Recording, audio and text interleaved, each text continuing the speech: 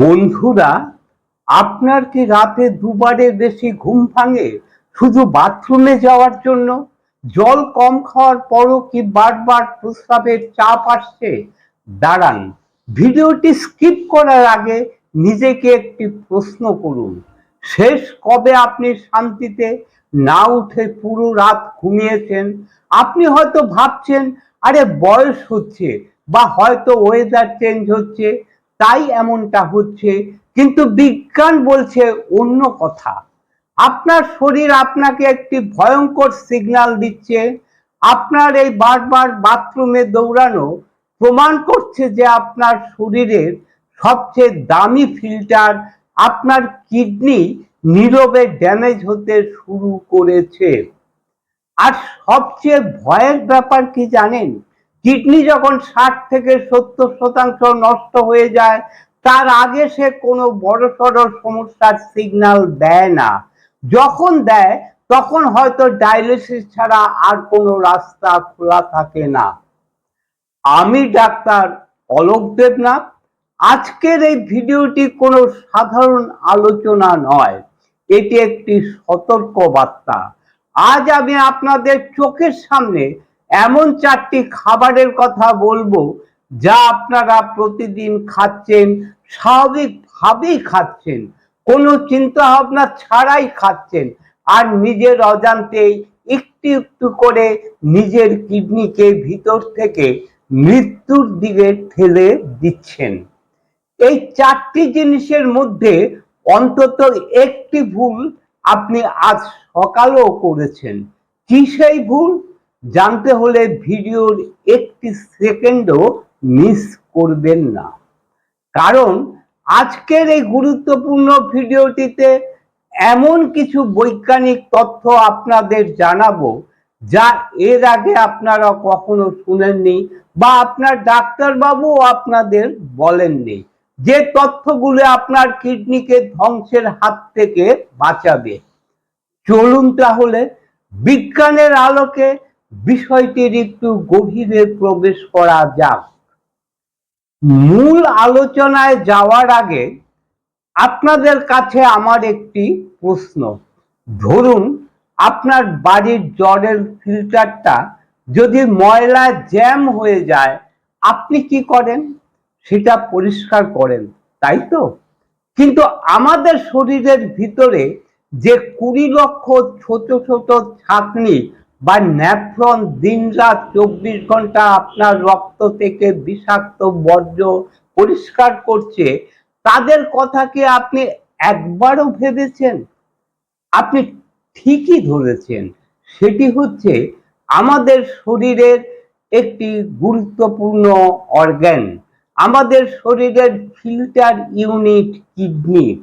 আমাদের শরীরে 2টি কিডনি থাকে, সেই কিডনি দুটো আমাদের পেটের পিছন দিকে মেরুদণ্ডের দুপাশে থাকে। আমাদের শরীরের সমস্ত রক্ত এই কিডনি দিয়েই যায়। কিডনি সেই রক্ত থেকে বর্জ্য পদার্থ, অতিরিক্ত জল, অতিরিক্ত খনিজ লবণ সব আলাদা করে প্রস্রাবের মাধ্যমে শরীর থেকে বাইরে বের করে দেয়। শুধু তাই নয়, কিডনি আমাদের রক্তচাপ নিয়ন্ত্রণে সাহায্য করে, রক্তের লোহিত কণিকা তৈরিতে সাহায্য করে, শরীরের হাড়কে শক্তিশালী করতে সাহায্য করে। অর্থাৎ কিডনি শুধু প্রস্রাবই তৈরি করে না, সে আপনার শরীরের ভারসাম্য রক্ষার একটি মূল কারিগর। যখন কিডনি সঠিকভাবে এই কাজটি করতে না পারে তখন এই পুরো ভারসাম্যটাই নষ্ট হয়ে যায়। কিডনি যখন দুর্বল হতে শুরু করে তখন সে রক্ত থেকে বর্জ্য পদার্থ ঠিকভাবে ছাঁকতে পারে না, জল এবং লবণের ভারসাম্য নষ্ট হয়ে যায়, আর এই কারণে বারবার প্রস্রাব পায়। কখনো প্রস্রাবের পরিমাণ স্বাভাবিকভাবে কমে যায়, কখনো প্রস্রাবের রং বদলে যায়, কখনো প্রস্রাবে ফেনা দেখা যায়। এইসব কিছুই কিডনি দুর্বল হওয়ার লক্ষণ। যখন আমরা এমন কিছু খাবার খাই যা এই ফিল্টারগুলোর জন্য তৈরি হয়নি, তখন সেই ন্যাফ্রন গুলো ড্যামেজ হতে শুরু করে, আর কিডনি যখন জল ধরে রাখার ক্ষমতা হারিয়ে ফেলে তখনই শুরু হয় বারবার প্রস্রাবের সমস্যা, যাকে চিকিৎসা বিজ্ঞানের ভাষায় বলা হয় পলিইউরিয়া। ভাবছেন তো আমি তো এমন কোনো খারাপ খাবার খাই না, তাহলে চলুন একটু মিলিয়ে দেখে নেওয়া যাক। এক, আপনার প্লেটের নীরব ঘাতক কাঁচা লবণ। 1 নম্বরে কি আছে জানেন? আপনাদের সবার প্রিয় কাঁচা লবণ। আচ্ছা আমাকে সত্যি করে একটি কথা বলুন তো, আপনারা যারা ভিডিওটি দেখছেন তাদের মধ্যে কতজনের অভ্যাস আছে দুপুরে ভাত খাওয়ার সময় পাতে একটু এক্সট্রা লবণ নেওয়ার, বা একটু চানাচুর চিজ বা সস দিয়ে স্ন্যাক্স খাওয়ার? যদি আপনার এই অভ্যাস থাকে তবে জানুন আপনার শরীরের ভিতরে সেই মুহূর্তে কি ঘটে। লবণের মূল উপাদান হলো সোডিয়াম। সেই সোডিয়াম আপনার রক্তের ভিতরে থাকা সমস্ত জলকে অসমোসিস প্রক্রিয়ায় নিজের দিকে টেনে নেয়। এর ফলে কি হয়, আপনার রক্তনালীতে রক্তের চাপ মারাত্মকভাবে বেড়ে যায়, আর প্রেশার বাড়লে কিডনির এই সূক্ষ্ম ছাঁকনিগুলির কি অবস্থা হয় জানেন? হাই ব্লাড প্রেশারের ধাক্কায় সেগুলো আক্ষরিক অর্থেই ছিঁড়ে যেতে থাকে। তখন আপনার কিডনি মরিয়া হয়ে ওঠে। এই অতিরিক্ত সোডিয়ামকে শরীর থেকে বের করার জন্য আর এই সোডিয়ামকে ফ্ল্যাশ আউট করার জন্য সে অতিরিক্ত জল প্রস্রাব হিসাবে তৈরি করে। তাই আজই এই মুহূর্ত থেকে পাতে কাঁচা লবণ খাওয়া বন্ধ করুন। পারবেন তো নিজের কিডনির জন্য এইটুকু স্যাক্রিফাইস করতে? 2, মিষ্টি বিষ, অতিরিক্ত চিনি। এবার আসি 2 নম্বরে। আপনারা অনেকে আমাকে কমেন্ট বা চেম্বারে এসে বলেন, ডাক্তারবাবু আমার তো ডায়াবেটিস নেই, আমার মিষ্টি খেলে কি ক্ষতি? ক্ষতিটা এইখানেই, আপনি যখন অতিরিক্ত চিনি, কোল্ড ড্রিঙ্ক, প্যাকেট জুস খাচ্ছেন আপনার রক্তে গ্লুকোজ হঠাৎ করে অনেকটাই বেড়ে যায়।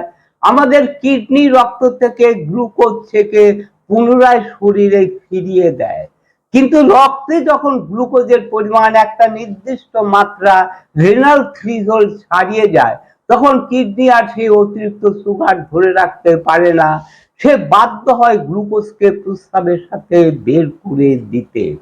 চিকিৎসা বিজ্ঞানের ভাষায় একে বলা হয় অসমোটিক ডাইউরেসিস। আবার এই গ্লুকোজ যখন প্রস্রাবের রাস্তা দিয়ে বেরোয় সে একা বেরোয় না, সে একটা চুম্বকের মতো আপনার শরীর থেকে প্রচুর পরিমাণ জলকেও টেনে বের করে নিয়ে যায়। এই জন্যই মিষ্টি জাতীয় খাবার খাওয়ার পর এত ঘন ঘন প্রস্রাব হয় এবং সাংঘাতিকভাবে গলা শুকিয়ে যায়। আপনার যদি মনে হয় এই ইনসুলিন রেজিস্ট্যান্স বা ফ্যাটি লিভার শুধু লিভারেরই ক্ষতি করে তাহলে ভুল ভাবছেন। এটি সরাসরি আপনার কিডনির ফিল্টারগুলোকে ব্লক করে দেয়। তাই এই সাদা বিষ বা সাদা চিনিকে আজই আপনার রান্নাঘর থেকে বিদায় জানান। 3, অতিরিক্ত অ্যানিমাল প্রোটিন। এই 3 নম্বর পয়েন্টটা শুনলে হয়তো জিমে যাওয়া অনেক যুবক বা ডায়েট করা মানুষজন চমকে উঠবেন।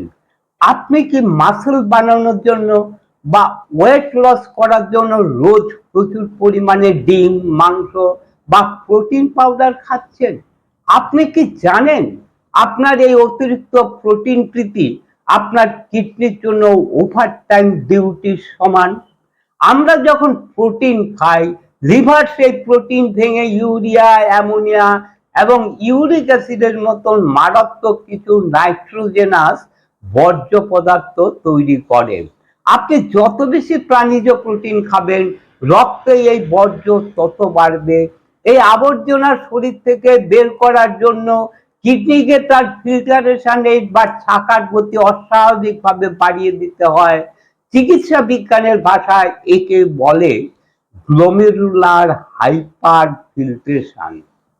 একটা মেশিনের ক্ষমতা যতটুকু তাকে দিয়ে যদি আপনি দ্বিগুণ কাজ করান মেশিনটা কতদিন টিকবে?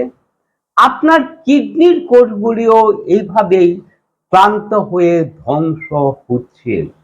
প্রোটিন খান, তবে আপনার শরীরের ওজন এবং হজম শক্তি অনুযায়ী, আর উদ্ভিজ্জ প্রোটিনের উপর বেশি জোর দিন। 4, কিডনির সবচেয়ে বড় শত্রু হলো পেইন কিলার। এবার আসছি আজকের সবচেয়ে মারাত্মক পয়েন্টে। এটি কোনো খাবার নয়, কিন্তু আপনারা অনেকে একে প্রতিদিন মুড়ি মুড়কির মতন খাচ্ছেন। একটু মাথা ব্যথা হলে, একটু কোমরে বা গাঁটে ব্যথা হলে, আর আপনি ডাক্তার না দেখেই ফার্মেসি থেকে একটি ব্যথার ওষুধ বা পেইন কিলার কিনে খাচ্ছেন, তাই তো? এই একটি ভুলই আপনার জীবন শেষ করে দেওয়ার জন্য যথেষ্ট। বিশেষ করে নন স্টেরয়েডিয়াল অ্যান্টি ইনফ্ল্যামেটরি ড্রাগস গ্রুপের ওষুধগুলো, যেমন ডাইক্লোফেনাক বা আইবুপ্রোফেন। আমাদের কিডনির ভিতরে রক্ত চলাচলের জন্য প্রোস্টাগ্ল্যান্ডিনস নামের একটি পদার্থ কাজ করে, যা কিডনির রক্তনালীগুলোকে খোলা রাখে। আপনি যখন ব্যথার ওষুধ খান, এই ওষুধগুলি শরীরে প্রোস্টাগ্ল্যান্ডিনস তৈরি হওয়া পুরোপুরি বন্ধ করে দেয়।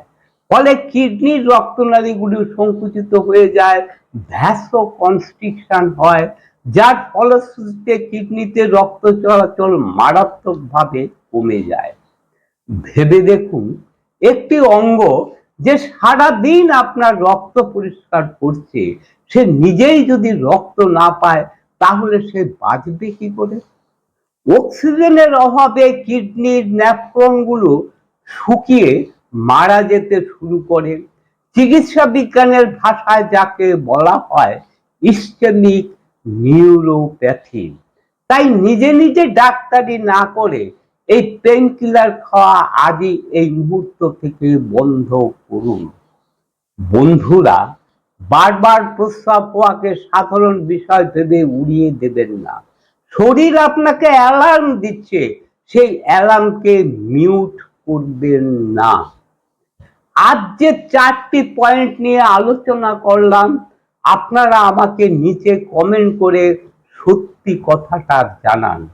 এই 4টির মধ্যে ঠিক কোন ভুলটি আপনি এতদিন ধরে করে আসছেন? 1 নাম্বার, 2 নাম্বার, 3 নাম্বার, না 4 নাম্বার? আমি আপনাদের প্রত্যেকের কমেন্ট নিজে পড়ি এবং নিজে উত্তর দিই। আপনার যদি মনে হয় এই বারবার প্রস্রাবের সমস্যা আপনার রোজকার জীবনে প্রভাব ফেলছে, তবে কালই একজন নেফ্রোলজিস্টের কাছে যান এবং রুটিন ইউরিন ও ব্লাড টেস্ট করান। আজ যে 4টি বিষয়ের কথা বললাম, অতিরিক্ত লবণ, অতিরিক্ত চিনি, অতিরিক্ত প্রাণীজ প্রোটিন এবং যথেচ্ছ পেইন কিলার, এগুলি আজই নিয়ন্ত্রণ করুন। পর্যাপ্ত পরিমাণে জল পান করুন, ফ্রেশ শাকসবজি খান এবং স্বাস্থ্যকর জীবনযাপন করুন। বন্ধুরা, এতক্ষণ ধরে ভিডিওটি যারা দেখলেন, তারা যদি মনে করেন এই ভিডিওটির থেকে নতুন কিছু জানতে পারলেন, নতুন কিছু শিখতে পারলেন, তাহলে আপনারা আপনাদের বন্ধু বান্ধবদের কাছে এই ভিডিওটি শেয়ার করবেন, এই ভিডিওটিতে লাইক দেবেন। আবার যাদের এই ধরনের ইনফরমেটিভ ভিডিও ভালো লাগে, তারা অবশ্যই এই চ্যানেলটিকে সাবস্ক্রাইব করে রাখবেন, নোটিফিকেশন বটনটি অন করে রাখবেন। নতুন নতুন ভিডিও পাবলিশ হওয়ার সাথে সাথে নোটিফিকেশন পাওয়ার জন্য। ভিডিওটি সম্পর্কে আপনাদের যদি কোনো প্রশ্ন থাকে, আপনারা কমেন্টসের মাধ্যমে জানাবেন। আমি অবশ্যই চেষ্টা করব আপনাদের সব প্রশ্নের উত্তর দেওয়ার। আপনারা কি ধরনের ভিডিও চান সেটিও কমেন্টস করে জানাবেন। আজকের ভিডিওটি এইখানে শেষ করছি। আবার দেখা হবে বন্ধু নতুন কোনো ভিডিওতে, নতুন কোনো সময়ে। ততক্ষণ পর্যন্ত আপনারা ভালো থাকবেন, সুস্থ থাকবেন। নমস্কার।